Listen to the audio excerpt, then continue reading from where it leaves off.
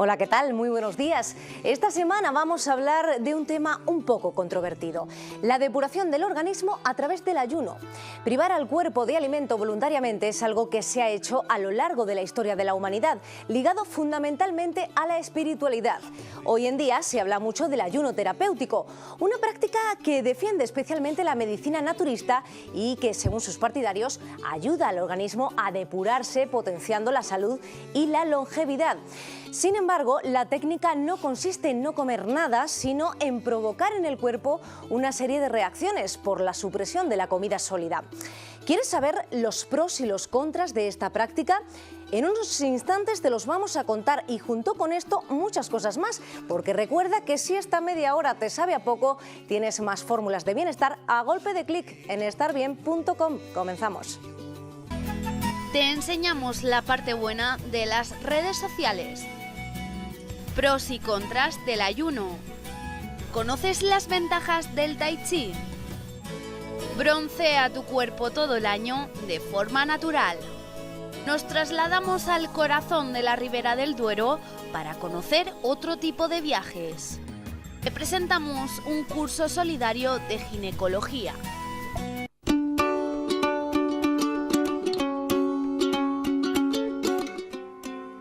Hoy en día se habla mucho del ayuno terapéutico, que según sus partidarios ayuda al organismo a depurarse.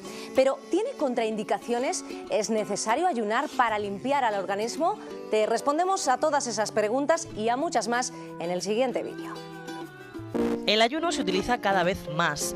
Sus defensores afirman que ayuda a depurarse y alarga la vida.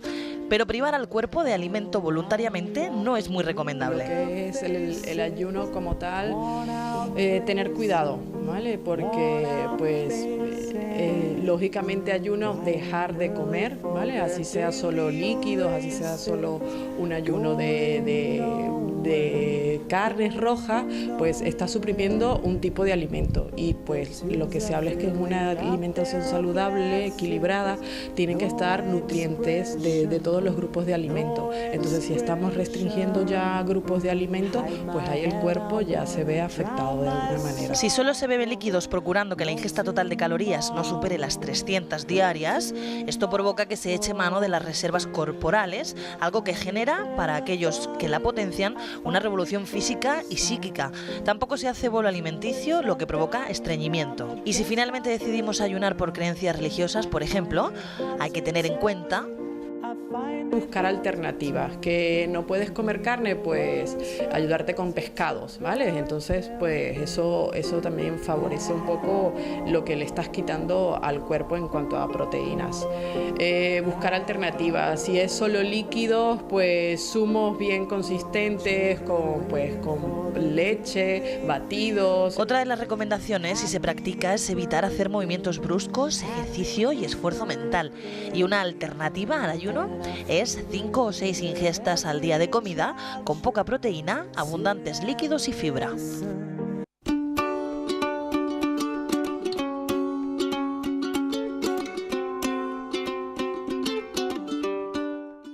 ¿En qué casos no se recomienda practicar deportes de contacto? Bueno, en realidad deberíamos empezar a dejar de practicar deportes de contacto en el momento en que, primero, nos diagnosticaran cualquier tipo de lesión, segundo, empezáramos a tener cualquier tipo de problema osteoarticular. El deporte de contacto en sí es una actividad física recomendable. Otra cosa es que hablemos de contacto entre personas, pero por ejemplo trabajar boxeo puede ser muy bueno como actividad quemacalórica sin que haya la parte de combate, podemos trabajarlo. Entonces, siempre y cuando respetemos que pasado un tiempo ya no somos personas ágiles para el combate, la actividad en sí la podemos mantener. ¿La sal engorda? La sal no engorda, es cloruro sódico, son minerales puros, por tanto no tiene ningún efecto sobre el peso. Lo que pasa es que personas que tengan problemas en el manejo de la sal y de los líquidos, fundamentalmente personas enfermas, no personas sanas, el consumo excesivo de sal puede tener algunos efectos negativos, pero nada más. Otra cosa es que en este momento sabemos que consumimos sal en exceso y lo que intentamos es aconsejar que se consuma sal cada vez con más moderación.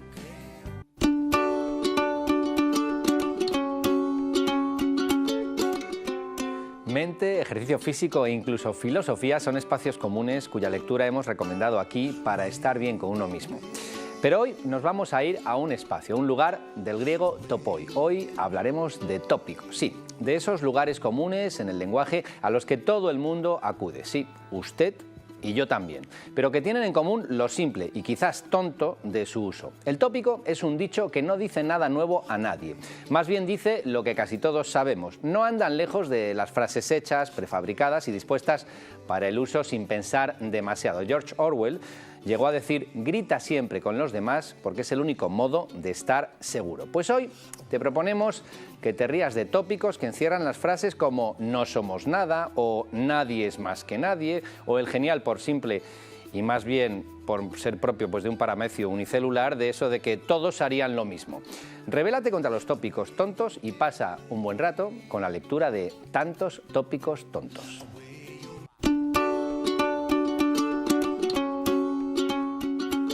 Y esta semana te vamos a presentar un arte marcial procedente de China que ha recorrido medio mundo. ¿Te atreves a practicar Tai Chi?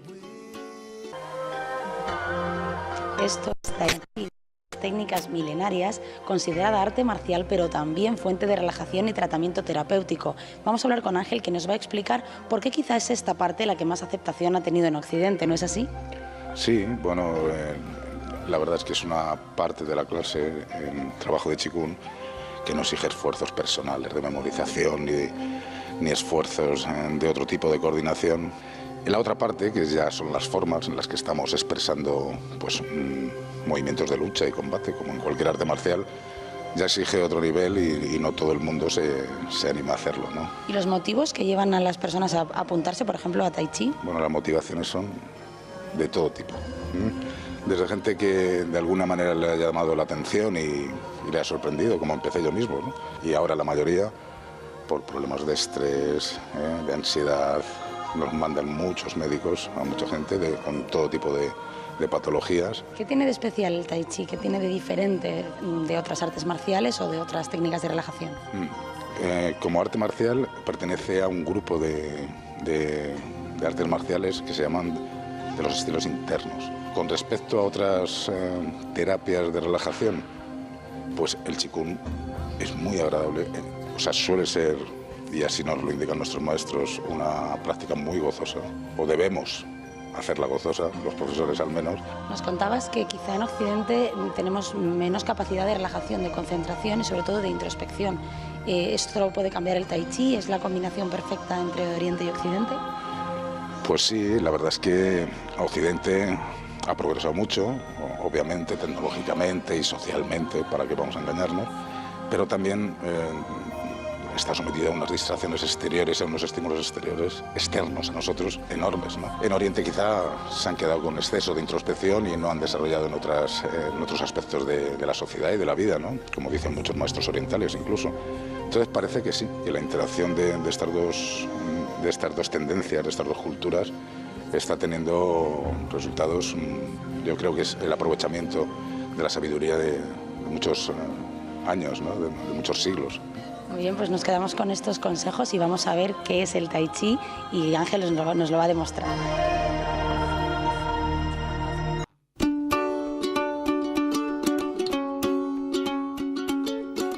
¿Quieres tener buen color sin el riesgo de exponer tu piel al sol? Te vamos a proponer una técnica sin necesidad de tintes ni de rayos UVA, una fórmula que te permite broncear tu cuerpo de forma unificada y lucir moreno en cualquier época del año.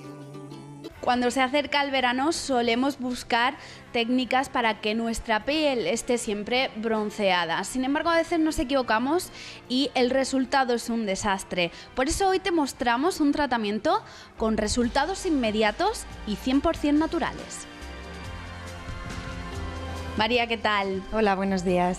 Hoy hablamos de caña de azúcar. ¿En qué consiste este tratamiento? Es un tratamiento que utilizamos un extracto de caña de azúcar que se llama dioxiacetona y se extrae de la caña de azúcar pero también de la remolacha. Entonces es 100% natural y reacciona con la queratina de la piel, no con la melanina. Por lo cual no va a quedar ningún tono ni anaranjado ni amarillo, queda muy natural y muy bonito. Cuéntanos un poco, una persona que quiera broncearse llega y ¿qué le hace? Pues es muy importante que se hagan un peeling antes de venir. Lo pueden hacer en su casa o lo podemos hacer aquí, pero es importante para que quede uniforme y se vaya de forma uniforme. Tienen que venir con la piel limpia, sin cremas, sin colonias, sin maquillajes, sin desodorantes y con ropa y calzado amplio. Hacemos una micropulverización por todo el cuerpo, que es una lluvia muy finita, y tiene que estar el producto en contacto con la piel durante 8 horas, por lo cual durante 8 horas no podrá ni ducharse, ni lavarse, ni utilizar cremas, ni colonias, ni maquillajes, ni sudar en exceso, no podrá irse al gimnasio. Cuando pasen las 8 horas se da una buena ducha con agua y jabón y hace una vida completamente normal. Una persona que sea de piel clarita le quedará de acuerdo a su tono de piel. No tiene nada que ver con el color de la piel, depende de la cantidad de queratina que tengamos. Entonces hay gente que tiene más y le sube un poquito más y gente que tiene menos y le sube menos. Muchísimas gracias, María, nos quedamos con esta idea y animar a la gente pues, a estar bronceadas todo el año. Muchas gracias, un placer.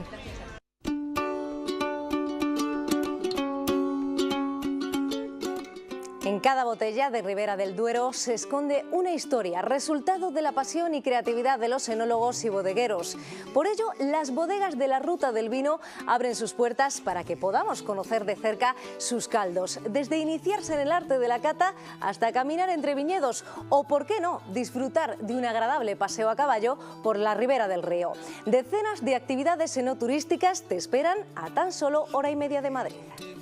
Si el enoturismo es cada día una excusa mejor para viajar, un lugar maravilloso en donde perderse es la Ribera del Duero. La componen zonas de Valladolid, Burgos, Segovia y Soria. Son parajes naturales estupendos para acercarse al mundo del vino, aprender y sobre todo disfrutar del caldo por excelencia de nuestro país. Pero, ¿qué hace tan particular a esta zona? Sufrimos unos contrastes de temperatura muy fuertes. Estamos hablando que hay días en los que la temperatura puede oscilar 30 grados, de diferencia de la noche a la mañana. Naturalmente eso hace que sea una particularidad, el suelo, el terreno, ¿no? Y luego, pues yo creo que la manera de elaborar los vinos. Aparte de dejarse seducir por los sabores, olores y colores, actividades como piragüismo en el río Duero, cursos de catas o incluso paseos a caballo por la loma del río también pueden realizarse. Podemos hacer rutas a caballos entre viñedos, podemos hacer un descenso en piragua por el río Duero. Naturalmente se pueden visitar bodegas desde el Ayuntamiento de Peñafiel. Hay un bono suscrito con 12 bodegas, un bono no turístico con un paquete cerrado donde además de visitar la bodega vamos a poder degustar los vinos de esas bodegas. Si lo que le apetece es pasear por la historia del vino, puede hacerlo, por ejemplo, en el Museo del Vino de Peñafiel, situado en un paraje único, el castillo medieval de esta localidad. De cómo se cultiva el viñedo, hasta cómo se elaboran los distintos tipos de vino, hasta las profesiones vinculadas al mundo del vino, es decir, las personas que hacen las barricas, los tenedreros, etcétera, las distintas medidas. Entonces vamos a poder también hacer una actividad vinculada a los aromas del vino. Y como eje de este tipo de turismo no puede marcharse sin asistir a una de las catas en las bodegas de la zona. Las visitas incluyen un recorrido por las galerías subterráneas que tenemos debajo de la montaña. Siempre ofrecemos degustación de varios de nuestros vinos. Entonces se pueden probar pues, tanto nuestros protos verdejo, nuestros vinos blancos, como los protos, nuestros tintos. Hacemos unos cursos de cata donde ofrecemos explicaciones bastante detalladas de lo que son nuestras elaboraciones, con nuestro concepto, nuestra filosofía. Vista, olfato y gusto, siempre preparados. Hay que fijarnos en varios aspectos. En primer lugar, en el aspecto que tiene el vino, su color, su limpidez. Después es muy importante acercar la copa a la nariz y descubrir sus aromas, la intensidad y los distintos aromas que encontramos en ese vino. Y por último, degustarlo y fijarnos pues, en su estructura, en los distintos sabores que podemos encontrar en la boca. Piérdase en un laberinto de barricas y déjese seducir por los aromas inconfundibles del vino.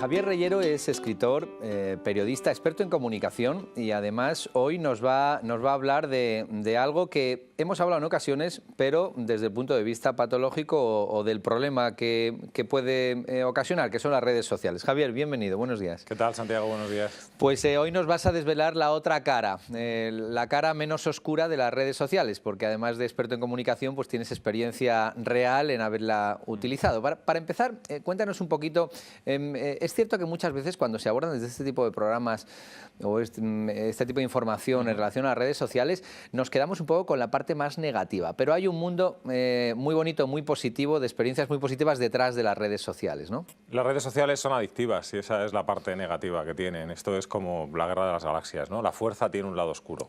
Pues lo mismo pasa con las redes sociales, pero para llegar a ese lado oscuro, que es relativamente fácil encontrarlo, también es relativamente fácil evitarlo.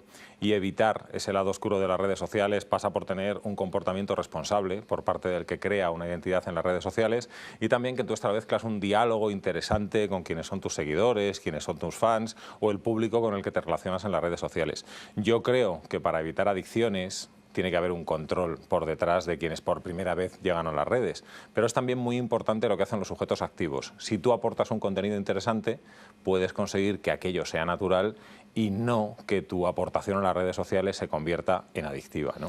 Dinos cómo puedes evitar, hablando de este control, cómo puedes evitar, según tu experiencia, que sea realmente algo pues adictivo.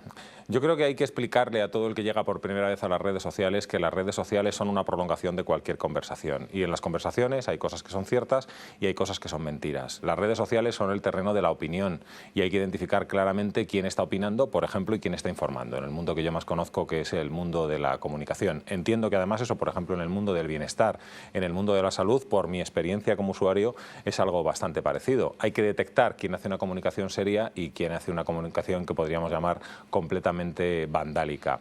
Yo desde la perspectiva de generador de contenido en redes sociales creo que lo máximo que puedes hacer para controlar o para que el uso sea un uso bien hecho es que tu contenido sea interesante. Me da la impresión de que es más del ámbito de lo familiar y del ámbito de lo educativo donde deben llegar las pautas para que esto no se convierta en una auténtica sinrazón. Javier, tú has tenido una experiencia muy positiva en el uso. Has básicamente divulgado, entre otras cosas, no sé si tu último libro, sí. que es además un título muy sugerente que está muy de moda ahora, sí, ¿no? Los 10 del Titanic. Nosotros 3 autores hemos escrito un libro sobre la historia de los españoles que viajaban en el barco y estamos siendo muy activos en las redes sociales. Pero también hemos descubierto que si nos dedicamos solo a contarle a la gente actividades promocionales de nuestro libro, no somos un contenido interesante. Tenemos que contar cosas relacionadas con el libro y relacionadas con los protagonistas de esta historia, real, por cierto, que eran los 10 españoles que viajaban en ese barco. Es una labor que nosotros habíamos preparado previamente. O sea, todo esto obedece a una estrategia. Tenemos presencia en Twitter, los 10 del Titanic es también una página web y estamos también en Facebook. Pero todo lo que hacemos lo orquestamos para que sea coherente, para no pasarnos a ese lado oscuro de las redes sociales y para que además Santiago sea interesante. ¿De qué estás más orgulloso en cuanto a haber, digamos, iniciado una estrategia, en este caso digital? Podríamos hablar de una estrategia digital, de marca, en este caso en lugar de una persona se trata de un libro, pero ¿de qué estás más orgulloso? De haber llevado a cabo esa estrategia que tengo entendido que ha sido extraordinariamente exitosa, ¿no? Sí, por lo menos en medios de comunicación estamos teniendo mucha presencia. Tal vez el orgullo nos vendría por ahí, ¿no? Entre lo que ha hecho el Departamento de Comunicación de la editorial y lo que estamos haciendo nosotros en las redes sociales, estamos consiguiendo una gran repercusión mediática, que eso no tiene que significar necesariamente que vendamos muchos libros, ojalá, sería fantástico. Bueno, yo creo que estamos orgullosos de cómo está funcionando hasta el momento esa transición de un libro que es un mundo completamente offline, un mundo físico, a la proyección que está teniendo en las redes sociales. Y yo creo que todo esto también se sustenta en que previamente a la publicación del libro, lo que nosotros hemos intentado en nuestras vidas particulares, digo nosotros porque somos 3 autores, Nacho Montero, Cristina Mosquera y yo, hemos intentado que lo que hacíamos previamente fuera coherente con lo que pensábamos hacer luego. Vamos a hablar un poco de la marca personal. Tú eres experto además en habilidades directivas, ¿no? En el terreno profesional, la marca personal que trasladamos al mundo digital, Twitter, Facebook, ¿tú haces una diferencia entre las diferentes redes sociales en cuanto al enfoque? Teóricamente, cada red social vale para una cosa. Se supone que LinkedIn, por ejemplo, es una red absolutamente profesional. Se supone que Twitter es una red mucho más informativa donde prima la velocidad y donde todo cambia pues en cuestión de segundos, ¿no? Y Facebook es un entorno más entrañable, más amigable. Yo estoy viendo que ahora las 3 redes sociales, que son estas 3 las más preeminentes, se usan para las 3 cosas de manera completamente no independiente, sino dependiente. Nosotros, la marca personal, o como yo la entiendo en la proyección en las redes sociales, es que tiene que ir bien alineada con lo que tú eres en el mundo físico. Me explico, tú no puedes decir que eres una persona muy responsable, muy seria y que luego todo lo que tienes colgado en las redes sociales se te vea que estás en plena juerga. Eso no quiere decir que uno no pueda tener juergas, pero tienes que intentar ser coherente. Porque en el fondo la marca personal, Santiago, lo que intenta es fortalecer la imagen que los demás pueden tener de ti. Es igual que ocurre en el mundo de las marcas y el mundo del marketing, pero aplicado a las personas. A través de nuestra marca personal tenemos que conseguir diferenciarnos. Yo, por ejemplo, en la universidad, a mis alumnos de último curso siempre les digo, si tenéis una mejor marca personal, conseguiréis que vuestro posible empleador por lo menos se interese por ti, que eso no quiere decir que te contrate, pero diferénciate del resto para que haya un elemento de interés. Sabes que una de las características que tiene el mundo digital es que no tiene barreras, ¿no? Hablabas de esos 3 redes sociales, probablemente las más exitosas, y sin embargo lo que publicas en Twitter ahora salta a LinkedIn y además tienes la posibilidad de que se dé, total, enlazado. Que no pasas por Facebook, no pasas por LinkedIn y con Twitter básicamente estás alimentando las otras redes sociales. ¿Esto cómo ves el impacto que esto puede tener en las estrategias digitales? Yo creo que además el hecho de que 3 empresas que no tienen nada que ver con la de al lado, como son Facebook, LinkedIn y Twitter permitan esto, nos dice mucho de cómo se quieren posicionar estas redes sociales, que entienden que este es un diálogo tremendamente colectivo. Pero al final, en el mundo de las redes sociales pasa lo que en el mundo de la comunicación real. Resulta que el 80% de los tweets, por ejemplo, que se leen entre los más de 500 millones de usuarios que hay activos de Twitter, los hacen solo el 20% de las personas. Es decir, la mayoría de la gente que está en las redes sociales no está para decir, está para oír. Porque al final también en las redes sociales existen los intermediarios, ¿no? Los creadores de opinión. Nosotros en relación con nuestro libro modestamente hemos pretendido ser unos intermediarios o creadores de opinión en torno a una historia como esta del centenario del hundimiento del Titanic. Precisamente te quería hacer un comentario sobre eso, que en la red hay gente escuchando y gente diciendo cosas. 20% dices.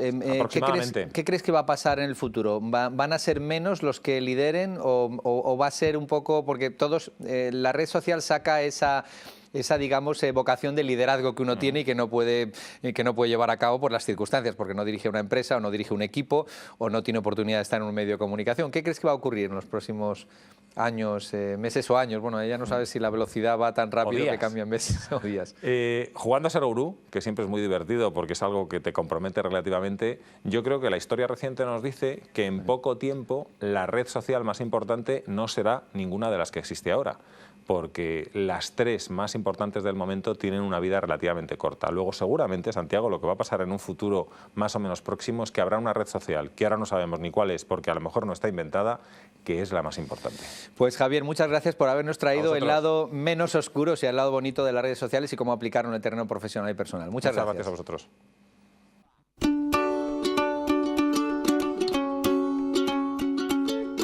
Esta semana hablamos de solidaridad a través de un curso en obstetricia y neonatología, porque los ingresos que se recauden irán destinados a una buena causa: mejorar 2 hospitales africanos localizados en Uganda y Camerún. Te contamos en qué consiste esta experiencia.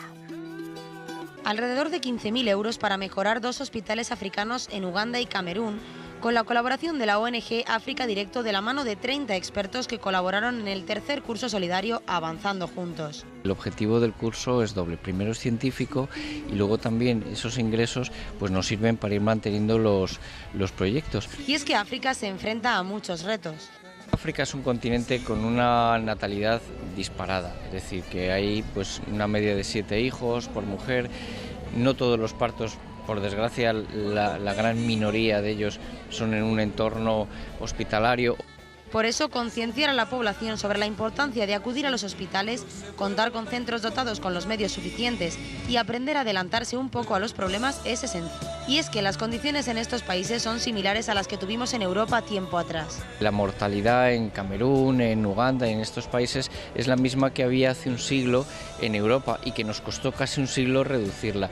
En cuanto a la experiencia de colaborar en África, la acogida fue muy buena por parte del personal y yo creo que al final recibes más de lo que das. La experiencia es dura, es decir, ves que hay hospitales en los que van los niños y es que no hay nada. Es un concepto totalmente diferente, es decir, allí no puede pensar uno en pedir una gasa y que le den un paquete de gasas, le dan una gasa, le dan una sutura y la tienes que aprovechar. Y es que este tipo de experiencias, además de para ayudar a otras personas, hacen que veamos la vida de otra manera.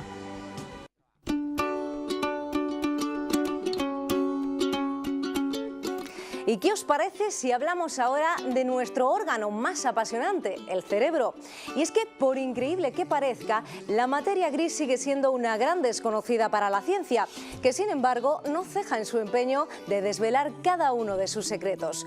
Nuevas imágenes de un equipo de investigación de Massachusetts ponen de manifiesto que nuestro centro nervioso se parece más a un tablero de ajedrez que a un ovillo.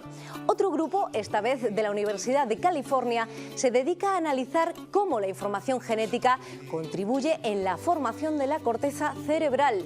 Pero hay más. Hasta ahora solo se había podido estudiar pequeñas fracciones de esa suerte de carreteras neuronales y además en cerebros simples, nunca de humanos. Por fortuna, un nuevo escáner de resonancia magnética de difusión permite visualizar fácilmente cómo se distribuyen esas fibras a lo largo y ancho del tejido cerebral.